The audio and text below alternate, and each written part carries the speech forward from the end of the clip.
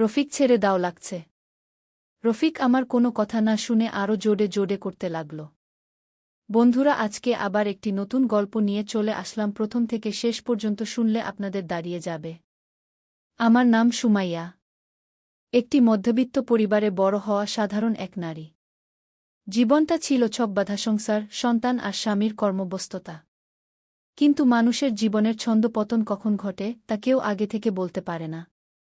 আজ যখন আমি অতীতের দিকে ফিরে তাকাই, তখন বুঝতে পারি একটি ভুল সিদ্ধান্ত বা ক্ষণিকের অসতর্কতা কিভাবে একটা সাজানো জীবনকে তছনছ করে দিতে পারে। আমাদের দীর্ঘদিনের পারিবারিক গাড়িচালক অসুস্থ হয়ে পড়ায় বাড়িতে নতুন একজন ড্রাইভার নিয়োগ দেওয়া হয়। লোকটির নাম ছিল রফিক। প্রথম দেখায় তাকে বেশ বিনয়ী এবং কর্মঠ মনে হয়েছিল। কিন্তু তার চোখের ভেতরে যে এক ধরনের কুদৃষ্টি লুকানো ছিল তা আমি প্রথমে বুঝতে পারিনি।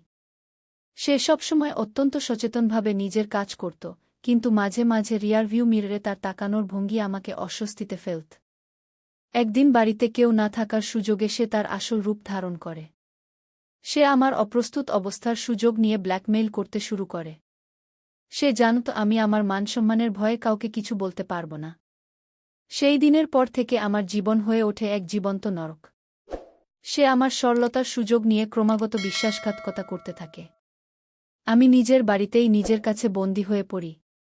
সেই ঘনিষ্ঠতা কোনো ভালোবাসার বহিঃপ্রকাশ ছিল না, বরং তা ছিল লালসার এক চরম উদাহরণ। অবশেষে যখন দেয়াল পিঠ থেকে গেল, তখন আমি বুঝতে পারলাম এভাবে চলতে দেওয়া যায় না। আমি সবটা আমার স্বামীকে জানাই। শুরুতে ঝড় বয়ে গেলেও সত্য বলার কারণে আমি বড় কোনো বিপদ থেকে রক্ষা পাই।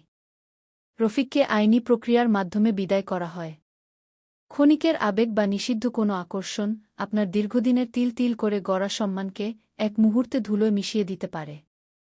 বন্ধুরা, এই গল্পটি যদি আপনাদের ভালো লেগে থাকে, তাহলে দয়া করে ভিডিওটি লাইক করুন এবং আমাদের চ্যানেলটি সাবস্ক্রাইব করুন।